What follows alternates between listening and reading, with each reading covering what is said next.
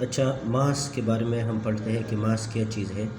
تو ماس کے بارے میں یہ ہے کہ the quantity of matter in a body is called mass. کسی جسم میں جو مادے کا مقدار ہے، کوانٹٹی آف میٹر ہے، اس کو ہم بولتے ہیں ماس. فار ایگزامپل ادھر ہمارے پاس ایک باڈی ہے اور اس کے اندر جتنے پارٹیکلس ہیں، کوانٹٹی آف میٹر مینس کہ نمبر آف پارٹیکل، جتنے پارٹیکل کسی چیز کے اندر موجود ہو وہ اس کا ماس کہلاتا ہے. اب ایٹامک ماس کے بارے میں آتے ہیں. تو ماس اور ایٹام، تو یہ تو ہمیں پتہ چلا کہ کوانٹٹی آف میٹر کسی جسم میں مادے کا جو اماؤنٹ ہے، مقدار ہے. اب quantity of metre means number of particles. کوئی چیز آپ لے لیں، اس سے جتنے زیادہ پارٹیکل بنتے ہو تو ہم کہیں گے کہ اس کا ایٹامک ماس اس کا ماس زیادہ ہے. لیکن اگر ہم ایٹامک ماس کی بات کریں تو یہ ہے کہ دا کوانٹٹی آف میٹر یا ماس ان این آبجیکٹ. کسی جسم میں کسی ماس کے اندر، ایٹم کے اندر جتنا ماس ہے اس کو اس کا ایٹامک ماس کہتے ہیں. مثلا اگر ایٹم میں ہم دیکھیں کہ اس کے اندر کتنا ماس ہے تو وہ اس کا ایٹامک ماس کہلاتا ہے.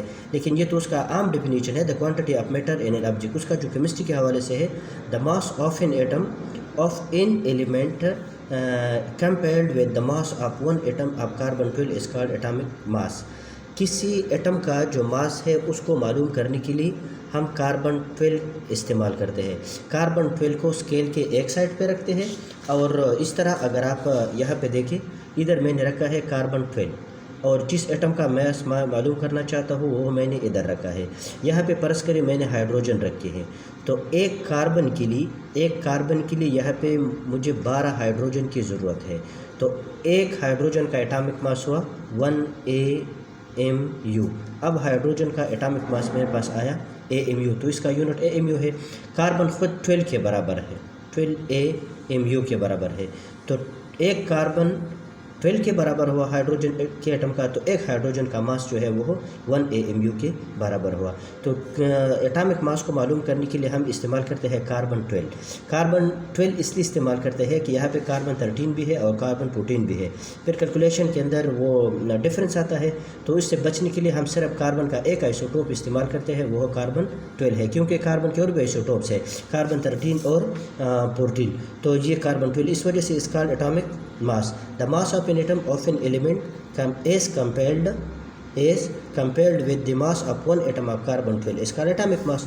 For determination یا calculation of atomic mass, carbon 12 is used as a standard. یہ بطور ہم اسٹینڈرڈ استعمال کرتے ہیں، کیونکہ یہاں پر اگر آپ عام روٹین میں ہم اسکیل کو دیکھیں تو ادھر جس چیز کا ہم ماس معلوم کرتے ہیں اس کو ہم ایک اسٹینڈرڈ چیز سے کمپیئر کرتے ہیں، جس چیز کا ہمیں پہلے سے ماس کا پتہ ہوتا ہے.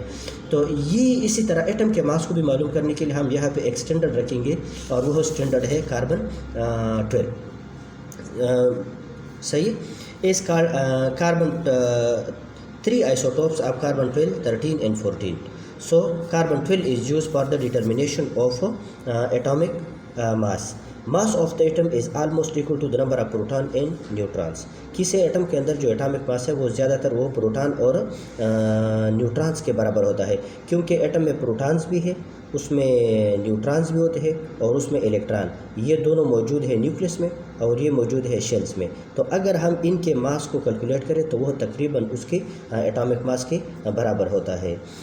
Protons and neutrons are heavy particles which are proton اور نیوٹران ہمارے پاس ہیوی پارٹیکلس ہے which are present in the nucleus. So most of the mass of an atom is due to the proton and neutron. زیادہ تر atom کا ماس جو ہے وہ پروٹان اور نیوٹران کی وجہ سے ہوتا ہے. صحیح ہے. اسی طرح اگر ہم پھر دیکھیں کہ سوڈیم کا ایٹامک ماس ہم 23 کے برابر لیتے ہیں AMU. اسی طرح کاربن کا ہم 12 AMU کے برابر لیتے ہیں ایٹامک ماس یونٹ. ہائیڈروجن 1 کے برابر لیتے ہیں، اور آکسیجن 16 AMU کے برابر لیتے ہیں. یہ ہمارے پاس ایٹامک ماس یونٹ جو ہے یہ ایٹامک ماس کا ایک یونٹ ہے، اور اس میں اس کو ہم ریپرزینٹ کر لیتے ہیں. تو یہ ہمارے پاس ایٹامک ماس ہوا. اس کے بعد جو ہے وہ مالیکولر ماس ہے، وہ پھر نیکسٹ کلاس میں ڈسکس کریں گے انشاءاللہ.